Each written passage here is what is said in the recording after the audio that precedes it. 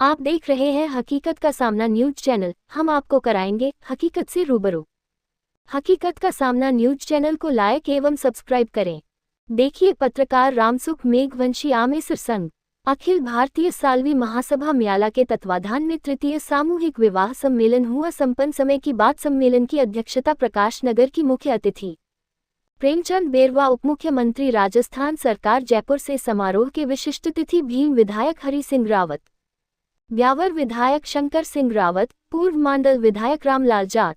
D R Meghwal, मुख्य अभियंता PWD Rajasthan सरकार जयपुर, राजसमंद के पूर्व जिला प्रमुख प्रवेश सालवी, भीलवाड़ा की पूर्व जिला प्रमुख सुशीला सालवी, जेबीआर के राष्ट्रीय अध्यक्ष भूजा राम सालवी,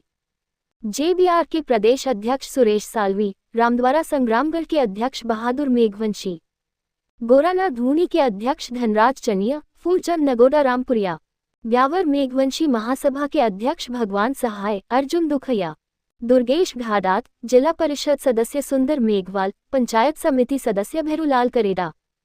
सुरेश मेघवंशी बैरन, लादूलाल दाता बांध, एडवोकेट दौलतराज नगोडा, राजमल मेघवंशी करजालिया, रामचंद्र मेघवंशी सरपंच नांदशाह, भागुराम इदेवाल गोविंदपुरा, भैरूलाल जंगपुरा, NL भाटीनुवालिया, भैरूलाल रायरा, गोवर्धन हाटेला आमेसर, गोवर्धन रायरा सहित अनेक भामाशाह, वकील, पत्रकार सहित समाज की विभिन्न क्षेत्रों में कार्यरत प्रतिभाओं को मोमेंटो एवं मेवाड़ी परंपरा के आधार पर साफा बंधवाकर समाज के गणमान्य लोगों का सम्मान किया गया। सम्मेलन में पूर्व जिला प्रमुख प्रवेश सालवी ने सालवी समाज के लिए एक छात्रावास के निर्माण के लिए जमीन अलॉट करवाने की मांग स्थानीय विधायक हरि सिंह रावत के सामने रखी, जिस पर विधायक ने छात्रावास के लिए जमीन अलॉट करवाने का आश्वासन दिया। इस सम्मेलन में अनेक वक्ताओं ने अपने अंदाज में अपने विचार रखे। उप मुख्यमंत्री प्रेमचंद बेरवा ने शिक्षा का महत्व बताते हुए राजस्थान सरकार की योजनाओं के बारे में बताते हुए कहा कि आज दिन तक हमारे वर्ग को राजनीतिक दलों ने सिर्फ वोट बैंक समझा है, हमारे लिए कुछ नहीं किया। आगे देखिए उप मुख्यमंत्री प्रेमचंद बेरवा क्या कहा है। एवं विकास संस्था म्याला प्रक्रिया का जोड़ा मैं आज ये सामूहिक विवाह सम्मेलन आयोजित किया जा रहा है और इस आयोजन में हमारे बीच में मंच पर विराजमान आपके लोक लाडले, आपके दुख सुख में साथ देने वाले, आपके समाज के उत्थान के लिए विकास कार्य करवाने वाले ऐसे बहुत ही वरिष्ठ विधायक सम्मान्य श्री शंकर सिंह जी रावत साहब और ऐसे वरिष्ठ विधायक और ऐसे ब्यावर के लिए हमेशा विकास और उत्थान के लिए हमेशा संघर्ष करते रहे ऐसे श्री हरि सिंह जी रावत, श्री प्रवेश कुमार सालवी पूर्व जिला प्रमुख राजसमंद, श्री वीरम सालवी पार्षद महामंत्री, श्री जयराम सालवी महासभा अध्यक्ष, श्री प्रकाश नागर अध्यक्ष विवाह समिति, श्री दुर्गेश कुमार अध्यक्ष युवा मंच, श्री सुशील सालवी पूर्व जिला प्रमुख, श्री धनराज चनिया अध्यक्ष मेघराज सिंह, श्रीमती विनीता सालवी, श्री अशोक गोदावत और इस मंच पर विराजमान सभी अतिथिगण, सामने विराजमान सभी देवतुल्य जिन्होंने इन नव विवाह जोड़ों को आशीर्वाद देने के लिए यहाँ पर पधारे हैं, इन सभी को मेरी ओर से सादर प्रणाम। मैं आज बड़ा गर्व से ये कह सकता हूँ और मुझे गर्व भी है कि आज हमारी समाज हमारे खुद के बारे में चिंतित है और सोचती है कि हम समाज का उत्थान किस तरह से करें और उसी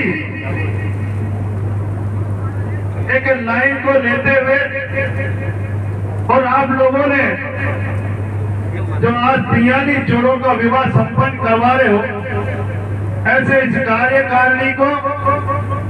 मैं बहुत बहुत बधाई और धन्यवाद देना चाहूंगा और इस समाज के उन भामाशाहों को बहुत बहुत धन्यवाद देना चाहूंगा जिन्होंने अपनी कमाई में से और इस समाज के बच्चों के लिए इनके विवाह संपन्न करवाने के लिए आपने आर्थिक रूप से सहायता की है। मैं आपका भी बहुत बहुत धन्यवाद देना चाहूंगा, क्योंकि समाज में अगर आप समाज का उत्थान करना चाहें तो हम उन कुरीतियों को खत्म करके और इस समाज को आगे बढ़ाने के लिए, इस समाज के उत्थान के लिए ऐसे कार्य करें जिससे हमारा समाज आगे बढ़े। अभी हरि सिंह जी कह रहे थे निश्चित रूप से शिक्षा के क्षेत्र में हमारी समाज बहुत पीछे, लेकिन अब जिस जागृति से और जिस जो कार्यक्रम करवा रहे हैं उससे ये लगता है कि निश्चित रूप से हमारे युवाओं का इस तरह का संकेत है, हमारी समाज का इस तरह का संकेत है कि शिक्षा से ही हमारा जीवन आगे बढ़ेगा और शिक्षा के बिना हमारा जीवन अधूरा है। इस ओर आगे बढ़ रहे हैं और इसी का ये परिणाम है कि आज जो आपने जिस तरह की योजना बनाकर और आपने 1-2 महीने जरूर इस कार्यक्रम के लिए आपने बहुत समय दिया होगा और आज ये 43 नव दंपतियों का जो विवाह संपन्न करा के और आपने एक अच्छी पहल समाज के लिए की है। ये आपकी समाज अपनी समाज ही नहीं और समाज भी इससे सीख लेगी कि हमारी समाज को आगे बढ़ाना है। तो इतने लोग जो 4 जिलों से आप यहाँ पर पधारे हैं और 4 जिलों से यहाँ आकर और हमारे नव दंपतियों को आशीर्वाद देने के लिए आप पधारे हैं, इतना आशीर्वाद इतने लोगों का और इतने जोड़े एक साथ होना, यह हमारी समाज का एक समरसता, प्यार और प्रेम का प्रतीक है कि आपने इस सामाजिक समरसता को बढ़ावा दिया और सामाजिक समरसता में ही हमारा विकास है। अगर सही मायने में हम लोग अगर आपस में इतने लोग एक साथ बैठकर अगर कोई निर्णय लेते हैं, कोई कार्य संपन्न करवाते हैं तो निश्चित रूप से वो समाज आगे बढ़ती है। इसलिए मेरा आप लोगों से यही निवेदन है कि समाज की जितने भी कुरीतियों को छोड़कर इस तरह के प्रयास करें जिससे हमारा समाज आगे बढ़े, हमारा युवा जो हमारी समाज का आने वाला गौरव है उसके लिए हम उसकी अच्छी शिक्षा के लिए हम ऐसे भामाशाहों का सहयोग लेकर उन प्रतिभाओं को आगे बढ़ाने के लिए हम उनको मंच दें और उनका जो प्रतिभा उसको संवारने का काम करें ताकि हमारी समाज का और हमारे क्षेत्र का नाम रोशन करें। निश्चित रूप से जो आपने ये संस्था बनाई है, इस संस्था में आप लोगों को आर्थिक सहयोग भी समाज कल्याण विभाग से मिलता है और ऐसे सहयोग लेकर आपकी संस्था को भी मिलेगा जो समाज के लिए, समाज उत्थान के लिए कार्य करती रहती है। लेकिन अब समय, आने वाला समय, जिस तरह से हमारे माननीय नरेंद्र मोदी जी, यशस्वी प्रधानमंत्री जी ने जिस तरह से एक लक्ष्य लिया है, एक विजन लिया है, एक सोच ली है कि जब तक मेरी इसी हिंदुस्तान का हर तबका, हर वर्ग